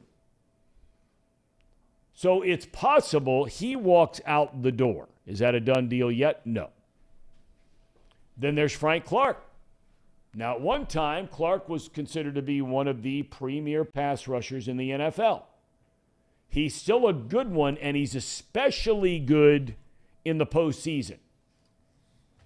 He is the all-time leading sacker among all players that are active in the NFL right now in the postseason. He has more sacks than anybody in the NFL in the postseason that's an active player today. So they had Chris Jones, Dunlap gave him a little bit, Clark gave him a little bit. They had 3 guys that could cause some major problems for you if you didn't block them right. Now, all of a sudden, there's a chance he's walking out the door. Well, he is walking out the door. They're cutting him. So if that's the Bengals' primary competition, I want to ask a couple of questions, Casey. Okay. All right, let's start number 1. Is this now the model again if you can't keep guys around because of the money you're paying? I mean, is it because they don't want to pay Orlando Brown $20 million a year? They're already paying him $20 million a year. He might go up to $23 million a year if he were tagged. If you're working out a long-term deal, that's what he expects to be getting. So let's start with him. That's a huge hit, unless you plan on replacing him with somebody who you think is just as good. Yeah, I would say that I expected them to tag. I didn't think that it would get to this point where he's going to walk. It's a huge piece missing from an offensive line. And you could argue that if you looked at the Bengals last year, they were pretty much in the same boat that Kansas City will be in this following season if they don't re-sign someone. Or if they don't re-sign Orlando Brown Jr., because their right tackle isn't the greatest, Wiley. He's average to below average, which I would consider that to be like a Jonah Williams type. And then you got a guy that is unknown at your left tackle spot that you don't know what's going to be there, and more than likely the idea is to either get a guy much cheaper in free agency, which you're competing with a lot of different teams at that point. Including the Bengals, perhaps. Yeah, including the Bengals. Or you're looking at the draft, which if there's anyone, and I can guarantee you this, if there's anyone that falls to the Chiefs, the Bengals would have probably picked them at that spot. So that's a peculiar spot that the Chiefs are in right now. The difference between $20 million and $23 million seems insignificant to me, especially for your starting left tackle. But I'm in the business of keeping mother bleepers, and he's a mother bleeper. I just wonder, and I don't know. We'll get somebody on from Kansas City here in the next day or two. But it makes me wonder, you let Tyreek Hill walk out the door. You let potentially, and it's not a done deal yet. Let me make sure that I clarify that if I haven't already. All they've said is they're not going to franchise tag Orlando Brown. They did say they're trying to work on a long-term contract. So that's not a done deal. The Clark thing is a done deal. they're letting him go. And maybe he'd come back for less. I don't know. But it makes me wonder, Trace, is this now sort of a foreshadowing of what happens when you have to start spending the big bucks on the quarterback and the tight end? Because the Bengals are staring straight down the barrel with contracts for Burrow, potentially Higgins, potentially Chase. You can't keep them all, right?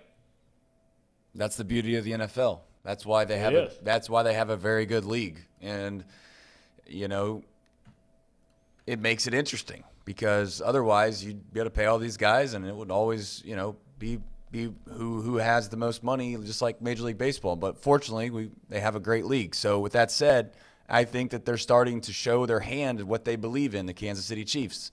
They believe in trying to part ways with guys before they really get into a situation where their value doesn't correlate with the amount of money they get paid. So how many more years is Brown going to be as good as he once was? I don't know. But clearly there's this thought in Kansas City that they have to make moves regardless.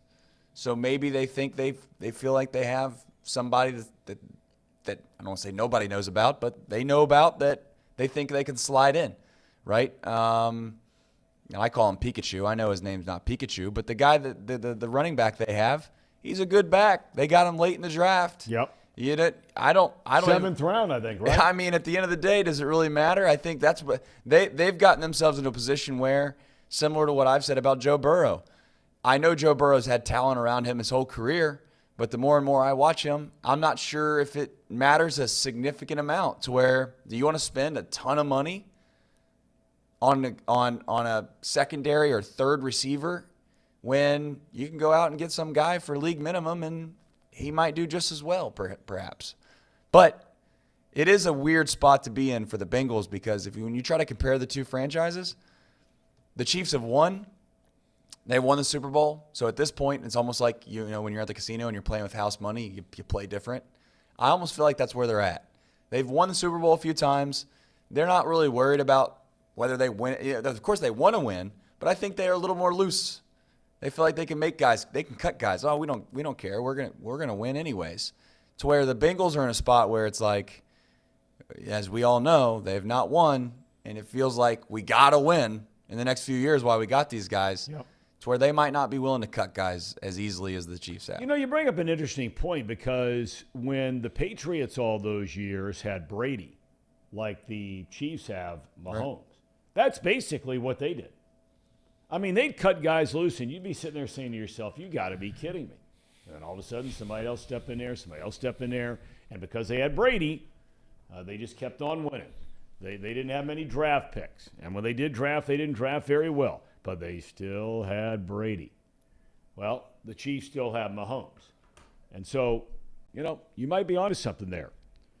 Maybe they feel like what you just said. Maybe they feel like, hey, we can let this guy go, let that guy go. We feel good about this guy coming in. Maybe nobody's ever heard of this guy. We like our chances in the draft on this guy, that guy, whatever it might be. And we still got Mahomes, and we still got Kelsey. And their defense wasn't great last year, but it was better than when they won the Super Bowl the 2 years before that and got beat by the Bengals last year in the AFC Championship game 2 years ago. So, they've gotten younger on defense. They're apparently going to get a lot younger now by cutting Clark loose. I don't know what Dunlap's situation is. They got Jones locked up on a deal. But if I'm the Bengals, I have to feel at least a little bit better knowing that, yes, we have our own issues that we've got to address, no question, and a lot of them are on that offensive line. But to think if you were to line up and play the Kansas City Chiefs again in an AFC Championship game, and they didn't have Orlando Brown, and they didn't have Frank Clark, you got beat at the field goal at the buzzer. I think you'd like your chances a little more than when they have Brown and Clark. Agreed? I agree with that. Yeah. I mean, I really do think the Orlando Brown thing is going to be huge if they can't re-sign him. They might be arrogant enough to think that they can replace him, but you take one piece out of the puzzle on an offensive line, and it all starts to look a lot worse. And that goes for just about any position group that requires everyone to be in sync. And Frank Clark, whether we think he's great in the regular season or not, like you said, he leads the league in playoff sacks. He comes to play when it matters most. I know another guy the Bengals are going to be losing this offseason. His name's Jesse Bates, who always just seemed to be about average during the regular season and turn it on during the playoffs. I mean, that's a huge piece missing too for the Kansas City Chiefs. So they're not just going to roll into the next year with the same championship team, obviously, but everyone's got their issues, and it's going to be tough for them to figure it out, and maybe the Bengals can take advantage of that. Would you consider, and basically Duke Tobin last week at the Combine said, look, we want T. Higgins around here for a long time. You got the draft coming up in April. And you still got Higgins on his rookie deal. So you don't have to tag him. You don't have to do anything with him. You don't have to sign him with a long-term deal. You can just ride out the year, and you got Higgins and Chase and Boyd and all the Stallions back there and see if he can't win the whole thing. Would you consider packaging up Higgins, moving up way in the draft, where you could replace him, theoretically replace him, with, say, a Smith and Jigba, somebody like that, and get some players in return? Would you consider doing that this year before the draft? No, we talked about this on Box Lunch as just a hypothetical, and we had fun with it for a minute, and we said it was basically, sports talk to a certain extent. But I think we came to the conclusion it would require 2 first-round picks, which isn't going to happen. But you'd have to get, in my opinion, 2 first-round picks to get rid of a guy like T, because there's other variables that we don't want to talk about in this room to where, analytics are one thing. You could look at stats and all that as one thing. But listen, I'm being dead serious when I say this. There's something special about the way the Bengals wide receiver core like each other. I mean, that's important. And they're unselfish. Yeah, that's my main point. Is like you can't have guys that get upset and screaming at the quarterback or yelling at Joe Stephon Diggs. Yeah, exactly. There's no Stephon Diggs. There's no Terrell Owens of the world. And those were great players. But my main point is that I think a lot of the success the Cincinnati Bengals have had is the locker room that they have inside there and the camaraderie that they have and the belief system they have in each other. And when you take pieces out of that, it can get nasty. I think it could get nasty when they trade one of their friends. You can say whatever you want, but it's one thing not being able to get a deal done because of business. You want to call it business at the end of a deal with Jamar or T or Tyler. They're definitely going to sign Joe, so I'm not even going to say Joe. But when you trade a guy, when you don't have to, I would like to think those are human beings in the locker room, and it will affect how they feel about the franchise if they get rid of him when they've already proven as a unit they've got you to the highest levels. Yep. So I don't think you can trade them unless you're getting something ridiculous. To your point, no one's off the limits, but it would be something that would be so asinine that it'll never happen. Right. And again, you've got Higgins. A lot of people, I think, feel like, this is something that has to get done now. It's a lot like the Burrow thing. They don't have to get it done right now. They can wait till next year. He's still on the final year of his rookie deal, but based on X number of snaps and games and, so forth, criteria, he is eligible to have an extension negotiated now, as is Higgins. But you still have them both on their rookie deal. So why not roll the dice, keep them all? You're going to keep Burrow for the long haul anyway, but keep Higgins around. They don't have to tag him, nothing like that. They're not in that situation. And so, look, you were 3 or 4 plays away from winning the Super Bowl with this bunch 2 years ago. You talk about the chemistry, great point. You were 2 or 3 plays away from getting back to the Super Bowl with that bunch again this year. You know there are going to be some changes coming, especially on the defensive side of the ball, not much on the offensive side. In fact, I don't think they have to lose a single player on the offensive side or have a need to sign a player on the offensive side to a long-term contract. Now, you might have to make decisions on Mixon, what you're going to do with him. You do have to bring P. Ryan back if you think you want to bring it back. And, what are you going to do with Lyle Collins if he's able to come back and, from the ACL, suffered very late in the year. But outside of that, defense is where all the question marks are. Von Bell, free agent. Jesse Bates, free agent. Jermaine Pratt, free agent.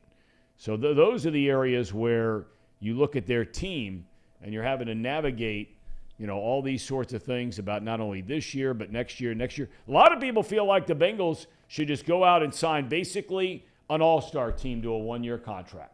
Let them all be free agents again next year. Right? Go get Jalen Ramsey. Go get Bobby Wagner. Go get whoever you want to get. Right? Re-sign Von Bell. And roll the dice on 1 year. I don't know. That's a hard – I get it, because if you win it all, then you won it all. Then you're won good. It all. You're good. Problem is, if it doesn't work out, you were in such a good spot, as Casey's getting ready to point out, that to ruin all that, to ruin all the hard work of where you've put yourself in as a franchise for just a one let's go get it, boys, like the Eagles did, and it didn't work out for the Eagles, then it's a tough spot to be. But what's your thought on both of your thoughts on the fact that Bates is likely gone? Is he worth the money he's asking or not? I don't watch. I don't watch. No enough chance. No chance. No way. Good, solid player, and at times has been a great player in this league. Model citizen, good team guy. Nothing but great things to say about Jesse Bates. And he has played, Casey, as you pointed out earlier, in big games. He seems to show up, especially in the postseason 2 years ago, again this year. He was a little better in the regular season this year than he was last year. But, I could be proven to be dead wrong. I mean, he thought a year ago when the Bengals offered him a $17 million a year deal for multiple years, he thought that he was going to pretty much reset the gold standard at the safety position by becoming a free agent. And he got paid big money last year because they tagged him. Now he's a straight free agent. He's going to go test the waters. There have been some that wonder, hey, if he doesn't get what he thought he was going to get, would he consider, because he very much likes playing here. He loves playing for the Bengals. He loves the culture.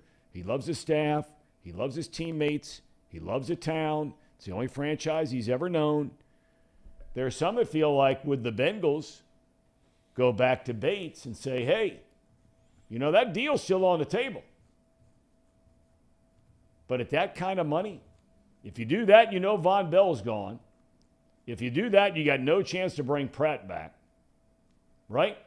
Yeah. If you do that, it's going to force some other decisions by paying a safety $17, $18 million a year. Well, you can thank the Steelers for where Jesse Bates' head is at. I mean, they signed Minkah Fitzpatrick to a big deal. And when you look around the league, like it or not, these guys have egos, and they also feel like, listen, if I'm just as good as this guy who got paid in Pittsburgh, you got to pay me. So I don't blame Jesse for feeling the way he feels. Yep. However, to your point that you made just a few short, maybe days ago or a week ago, how much is enough? I mean, what? I know it's easy for us people up here to say you pass on $2 million, but I mean, I'd rather be in a situation where I know I like the people I like and I'm winning for 17 versus 20. But again, I know that's easy for me to sit here and say you just pass on $3 million. But he's not won that. He's not won yet either. Like, that's the other thing. If they won the Super Bowl, it's like, okay, you won the Super Bowl. Go check your trip to Disney World and get paid. But that's not what happened. You're right. Know. I mean, winning a Super Bowl, not getting to a Super Bowl, changes the perception of everything with a franchise. If the Bengals win one, all of the stuff that people have said about the Bengals, written about the Bengals, does it make it disappear? No. But it changes the entire perception of the football world nationally, how people look at your organization. It does. And that trickles down to your point about your players, who then play great, good enough to win a Super Bowl, and now they go out on the free agent market, and chances are they get paid by somebody. Big, big, big money. I don't know if Bates is going to be that guy. But another guy who is a hit in the locker room. That's why you can't let both Bates and Bell walk out the door, right? Yeah. Lou Anarumo said that if Bates and Bell both leave, it'd be a very, very, very dark place. Yeah, dark day. Dark day is what he said. I'm sorry. Yeah. But who knows? It's hard. It's hard to know because at the end of the day in the NFL, the truth is if you got a quarterback at the position, they can mask a lot of things. The Bengals have that. And now it's a matter of the guys that we've given a lot of credit to, whether it be Duke Tobin or whether it be Zach or whether it be even Lou Anarumo. It's time for them to earn their keep, if you will, because they got some tough decisions to make. They're going to have to make them. And at the end of the day, I think the Bengals need one thing and one thing only to happen. They got to get a diamond in the rough on the line in one of these drafts. They got to draft a guy in the 5th or 6th or 7th round one of these times that ends up being a starting tackle. Well, they got it in Volson last year. They did, and I am not out on Jackson Carman. I don't know if you guys are either. I'm not either at all. I'm being serious. I mean, there's something to be said about putting a guy at his natural position and letting him do what he's always done. When you start shifting guys around, I've said it before. I don't know if you believe in this. I'm going to ask you, Tom. Do you think it's similar to saying like Eugenio Suarez, go play shortstop? Do you think that's a fair comparison or not? Well, I mean, I think it's always a fair comparison if exactly what you're talking about. Jackson Carman, I'm betting here, going back to Fairfield High School, he's only played left tackle, right? He was the biggest, strongest kid at Fairfield High School, right? And that's where he played. Right. Okay, he goes to Clemson, one of the top 3 or 4 programs in all of college football. They got Trevor Lawrence at quarterback. They're winning national championships. Who's the left tackle? Jackson Carman. So now you bring him into the NFL. Now, in fairness, he got heavy. He wasn't ready to compete for a starting job. They gave him a chance to compete for a starting job, and he didn't do very well. But that was at a different position. Last year, in the, 2 or 3 games he played at left tackle, by all accounts, played pretty well. But they're not going to move Jonah Williams. They've already said that. So Williams is going to be the left tackle. So, I mean, you heard Vach say yesterday, night and day the difference between trying to be a tackle and trying to be a guard. And Carman proved that. But could he go play right tackle? And this is a question we've asked on this show many, many, many times. And you heard Vach rave about DeJuan Jones. Right. I mean, he thinks this guy is going to be a big-time player. He went back and looked at all the video, including the Georgia game. Yep. And he said every time Jalen Carter's lined up over DeJuan Jones, he's not getting near C.J. Stroud. Went to the other side to Paris Johnson Jr., Cincinnati kid as well, Princeton High School, Ohio State Buckeye left tackle, who everybody believes top 10, top 11 pick. According to Vach, you look at the tape, he thinks Jones is going to be a monster. But here's my question, and we've asked this on the show before. If DeJuan Jones is sitting there with a 28th pick in the draft, do you feel better about DeJuan Jones stepping in there to play right tackle as a rookie in the National Football League? Which, if your answer is yes, you might be right. Or do you feel better about a third-year player in Jackson Carman being your right tackle? What do you think? I have not watched enough Bengals football to know, but I will say that I think that Jackson Carman impressed the hell out of me. In the few games that he got to play last year, it was 2. Played in the Buffalo game, played in Kansas City. He was not the issue. And I know that Reed in the chat right now and many Bengal fans probably don't want to hang their hat on him. But to your point, I think I'd rather hang my hat on a guy that's been in big games and has played relatively well, and he's been in a system for 3 years. He's probably, if he dedicates himself, is going to be in a much better position than a guy coming out of college to play for the first time. And maybe unless you get some special, super special player out of the draft, that they might be better than Jackson, but I'm not sure they will. What do you think, Case? Here's my thought. Vach went off now on our man DeJuan Jones. Yeah, and 6'9", Yeah. 350.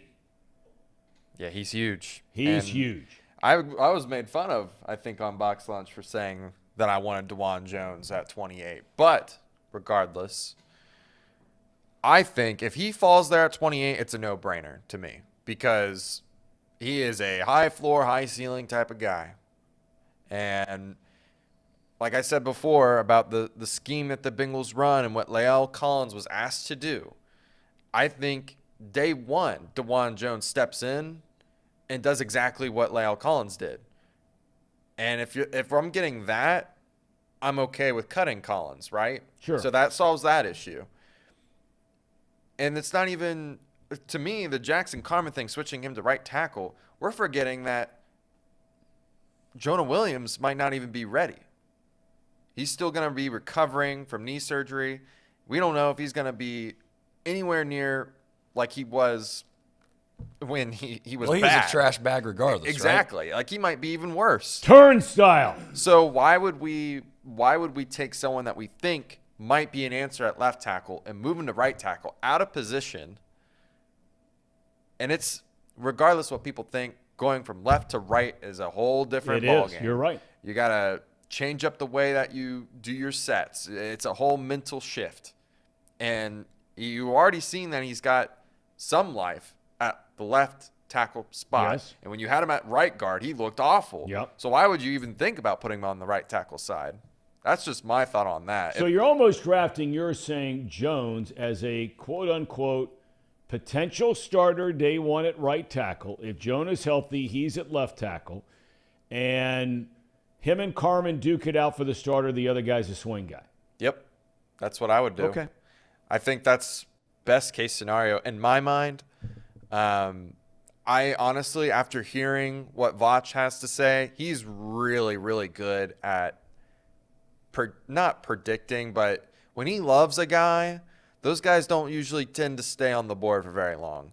I know he pretty much spot on predicted where Dallas was going to go with their pick last season. Yep. And Tyler Smith. Oh, he's on it now. Yeah, he's really on this sort of stuff. And Tyler Smith wasn't even really a first-round graded guy until very late in the draft process, and then people started to really catch on. DeJuan Jones being this fringe second, first-round guy, I don't see how after this combine and you look at the tape and like you said, he neutralizes any deficiency he has based off of his physical traits, which are not going away. They're just not. Good and point. if you can teach the technical to him, sky's the limit for the guy. And look, I think Frank Pollock's a good offensive line coach. Right. He's been around the block a long time. I know we were all killing him, but I blame that on Zach Taylor and did for those guys not playing it all together in the preseason when you got 4 brand new starters last year, and they stunk the first 2 games, so they got better and better. They started the first 15 before the wheels fell off and all the injuries. All right. We got a lot of time to talk about this kind of thing. I want to get into the quarterback situation around the NFL because there have been some developments in the last 24 hours that really they're fascinating. It's why the NFL's the NFL. People can't stop talking about it, and the season doesn't start for 6 months, right? The preseason, 5 months. You got Derek Carr, who I don't think is very good at all. Maybe you guys do. We can get into that. Here are some of the numbers from Derek Carr, okay? In his career, he's a little better than 2-to-1 touchdown-interception ratio. Now, in fairness to Carr, he's played for some bad teams, and he's played for behind some very poor offensive lines. Okay, so you got to give him – he is a gamer. He cares. He's tough. He led his team to the playoffs 2 years ago. So I'm not going to call him a stiff. I'm not going down that road. But I don't think that he is anywhere close to being a top 10 quarterback. But in the NFC South, do you have to be? I don't think right? so. Do you have to be? Right now, as we sit here today, is he not the best quarterback by far in that division? Brady's gone from Tampa, right? Carolina, revolving door, go figure it out. Atlanta, Are they going with Des Ritter? Are they trying to bring somebody else in? They've already cut Mariota, right? So yeah, he's the best quarterback by far in that division. He gets $100 million guaranteed, potentially on a 4-year deal to make $150 million. Okay, you got that. Geno Smith, 3 years, $105 million to stay in Seattle. And you know what? I think everybody feels pretty good about Geno Smith. I mean, nobody could have carried themselves better than that guy. I loved hearing that guy interviewed. When everybody and his brother, as the season went on, kept asking, he says, hey, I never counted myself out. Great story. Good for him. Okay. Then there's the Rich Eisen thing from yesterday. Now, I don't know how much stock you want to put in this, but Rich Eisen is a highly respected member of the media in the National Football League. He's not some guy like so many of the analysts, right? He's more of your straight-up anchor, just the facts kind of guy. He doesn't throw you-know-what against the wall and sees what sticks, right? Because guys never get called out. It's like some guys that work baseball, and they predicted this trade. They hit on one, and you think they know everything. The other 12, they're not even close, okay? Eisen's not this kind of guy. And he came out and said yesterday on his show that while he was at the Combine, where he was for a week, a number of people inside the NFL shared with him that don't rule out Tom Brady coming back again, depending on what happens with Tua in Miami. I can't. That's a big-time story, if there's something to it. You buying it? No. I can't buy it either. I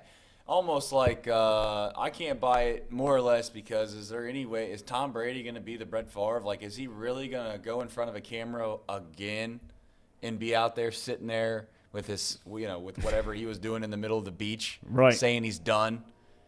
And it's almost like it'd be embarrassing for him to come back again. Honestly, maybe he's beyond that to where he doesn't care about what other people think about him. But there'd be this sense of embarrassment. And like it or not, the internet's not a friendly place most of the time. And the internet is going to crush him about his whole family situation if he comes back again. They are going to absolutely. It will take a hit. I'm not saying it'll take a hit on his legacy or nothing crazy. But there will be people that will have the meme or whatever. They will always tie him coming back as a part of his career with his family. Like it or not. And I don't know if I should think of it that way, but I genuinely think it would almost be embarrassing for Tom Brady to come back. Whether he plays well or not, regardless, it would just be like, I don't know. All right, but there's ties here to this whole Miami thing, right? It's not like it's something, Miami's like the pretty girl he can't get a hold of. Well, they got in trouble. They got fined. I think it was, $1.5 million? Yep. Cost some people their jobs, about having conversations, tampering with Brady. Stats. Right? Now, the Tua thing is, I really feel for this guy, and I really do, because another kid who carries himself with such grace and such class, his family, and when he was drafted, that video was just unbelievable watching that family. Look, there was a time the first 2 months of the season where he was in the conversation of being the MVP of the league. He had it going on, right? Right. Then we remember what happened. They're wobbling around on the field, okay? Comes back, plays against the Bengals, goes down, has to get carted off, has a concussion again at the end of the year. Now, everybody in Miami is saying, hey, he's coming back.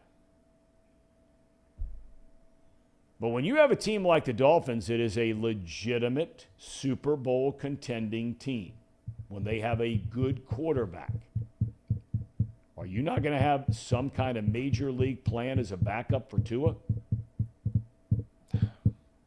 Yeah, they're in a tough spot too. I don't know what they do, because whatever they decide to do, it's going to fracture something. It's going to either fracture the team or Tua. And whether we like it or not, I think the ultimate best decision is for them to find a replacement, because you don't want to have Tua have some career-ending, life-threatening injury again and it be pinned on the organization that that's the reason why he had this injury, was because they didn't do their due diligence in protecting him. They didn't. Yeah, it's a hairy situation. I think the smartest decision is to have a backup plan. I just don't know if it's Tom Brady. I just go draft a guy in the second round if that's the case. I don't know. I mean, they don't even have a first round pick, so that they lost that because of this whole issue, right? Yep. So maybe there is merit to it. Maybe they've lost so much financially or capitally with the draft capital that there is some merit to it, that Tom Brady might decide to come out. But that's a lot to bank on for a guy that's lost a lot of family ties, respect, and he didn't quite really play that well last year. That's what I was going to ask. I mean, that's my main question to you, Tom, is like, when you watched Tom Brady last year and you're the Dolphins, does he look like a guy that's going to be able to lead you to win a Super Bowl? Well, again, I look at that offensive line, Trace, and we've seen it with guys. You got to have guys. It's like Herbert. Herbert's an extraordinarily talented guy. You're a big Herbert guy. But half of his offensive line was hurt all year long. It was the same thing in Tampa Bay. I mean, I saw enough glimpses of him looking great. We saw some glimpses of not so good. But I just wonder if you can keep him upright, keep him protected, could he sling it around? All right, I want to get to one more quarterback, and that's your guy. My guy. Your guy. Oh, no. You know who this is. Yeah, I do. Okay, he's out of his darkness retreat. Now, again, Rich Eisen said yesterday, his sources inside the Packers tell him they want Rodgers gone. They're done. But then you start looking at some of these numbers here now. Okay? How about that career record? Let's start with that. That's the only one that matters for me. Look at the touchdown to interception ratio in his career. Now, not as good last year. Okay? And the note at the bottom, he is out of the darkness and into the light. The light always outdoes the darkness. The darkness can never win. Right? All right. Do you believe, as a Green Bay Packer fan, Trace Fowler, do you believe that Aaron Rodgers is donning the green and gold of the Green Bay Packers in the fall of 2000, the year of our Lord 23? Yay or nay? No. Really? I don't think so. I am shocked. When I say I like Aaron Rodgers, that would be a lie. I love Aaron Rodgers. He's been an unbelievable player to watch. He's been incredibly talented. I feel like for most of his career, he's masked a lot of that organization's problems. And they did not do enough for him when they had the opportunities to. And case in point, they drafted a first-round quarterback off the heels of competing for a chance to go to the Super Bowl when they could have gotten him help. So I will always hold that against that franchise to a certain extent. However, we've gotten to this weird point now to where I do feel like it's time. And I don't know how to explain that, but as a fan, whether you want to call it all of the – and it doesn't even bother me, his stuff with McAfee, his retreat, right? His takes on, all the political topics from time to time that he will share his opinions on now when he used to not. He's gotten comfortable in his own skin, I think, to where at this point in his career he realizes he has so much money that if a team cut him tomorrow, he wouldn't care. So he's being a little more flamboyant, right? However, it has become, to your term, not to steal it, but it's tired. And I'm just ready to move on. Tom, I'm tired. I just want to watch the Green Bay Packers play and there not be this question mark that looms over top the franchise's head at the end of every offseason of whether or not he's going to go or come back. And we got to sit around here every year until March to figure out whether or not we're going to have a quarterback. Whether Jordan Love's the guy or not, I'd like to see if we can at least see Because the worst thing that could happen as a Packer fan is this. Aaron Rodgers comes back. They got to figure out a way to get rid of Jordan Love at some point because he's got to provide some value for a first-round pick. And Jordan Love goes on to become a really, really good NFL quarterback. So we wasted a first-round pick on a guy. He goes out. He's great. And then we got one more decent year with Aaron left. And to be frank with you, you guys know I feel this way. He's not the same guy. I've watched him play. I'm not trying to say he can't be still win a Super Bowl. If you put him in a perfect situation, he can win a Super Bowl again. But if he couldn't, they had more talented rosters than Green Bay Packers did when Aaron Rodgers was in his prime, and they did not win a Super Bowl. How in the world, as a Packer fan, am I supposed to believe that now Aaron Rodgers past his prime with a lesser-than roster is going to win a Super Bowl? It's not going to happen. I just want to see what they have in Jordan Love and move on. That's where I'm at as a Packer fan. Okay. I still love Aaron. Nothing against him, but I'm ready to go. Well, you got something against him. You called him tired. Casey, do you think that he is going to be back, yay or nay? You called him tired. Go ahead. I don't see how the Packers can get rid of him. That's my take on it. I don't know if they would be satisfied with just a first round and a couple lower round picks to trade him away because his cap hit is so huge. I mean, the only teams that could actually take on that cap hit right now, I think, are the Bears and maybe one other team, but I know that that's the only team that has at least above $50 million in cap space. So you're going to have to either find a trade for a player, like something very similar to Seattle where they traded a couple key pieces and a couple first-round picks, which I just don't think is going to happen because he's so old now that it just doesn't make sense. And he's so flaky. He might retire the year after, and you're really going to buy a rental? Well, there's teams that I think that the good news is the NFL doesn't have a surplus of quarterbacks that the league feels like they could win them a Super Bowl. So I do think the Jets are a team that looks at their roster and they say, if we would have had Aaron Rodgers last year, we could have won the Super Bowl. Instead, we had Zach Wilson, and we had Joe Flacco, and we had what other jabronis they had out there running around. Mike White. They had a severe lack at one position last year to where if they would have had Aaron Rodgers, you could make the argument they could have won the whole thing, which is some franchises don't believe in the dynasty model. They believe in, let's get in. While we got a chance, let's go all in. Yep. Let's win it. That's what the Rams did. Yeah, and it's like, that's not a bad idea. The Marlins have done that in Major League Baseball a few times, and it's worked out. Twice. So us as a Packer fan, I'm praying to God every night. Maybe not every night, but I'm praying to God every night there's going to be one team that's like, we need Aaron Rodgers, and is it crazy to think I would just I don't even want a whole lot back. I just want to get rid of him.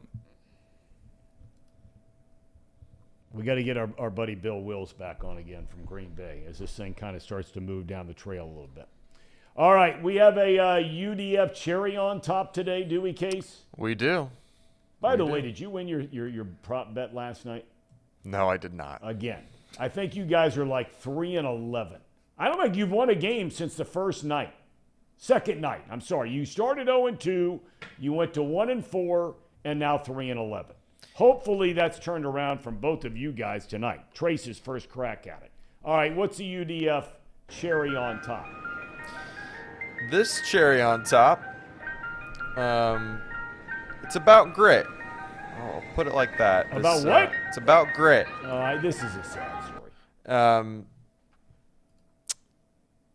Andrew Voorhees, I think is what his name is, tore his ACL USC. during the combine. He's a guard, and he wanted to continue doing the drills at the combine, so he got up there, hurt, hasn't been treated yet. I mean, he's got the brace on, but he hasn't had surgery, and he benches 38 times. That's unbelievable, 38. That is a massively strong man. And for those of you who don't know the story, he's been a 2-year starter at USC. Everybody thought he'd be a 3rd, 4th-round pick, maybe slip to the 5th round, but certainly a chance to play in the National Football League, coming out of a great program. And during the drills the other day, tears his ACL. You know, one thing I'm going to look up, and we'll get into it tomorrow. I've always wondered when that happens to a kid who now is out of college, because if he was in college, a college would be paying for that surgery. He's not a pro player, so he doesn't have, health benefits from a pro team. I mean, is his family paying for that surgery? How does that thing work? We'll have to look into that.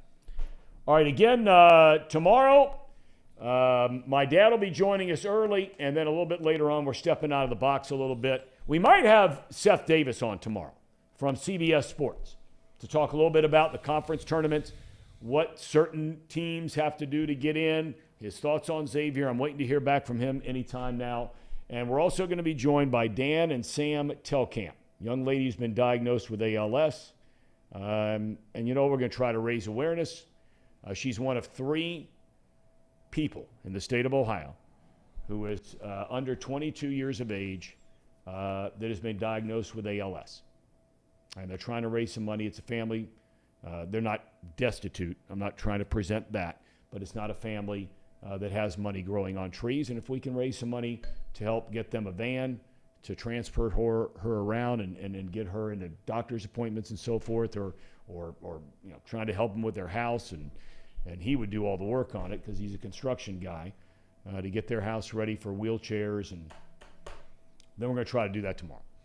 All right, boys, went by pretty quick today. Yeah.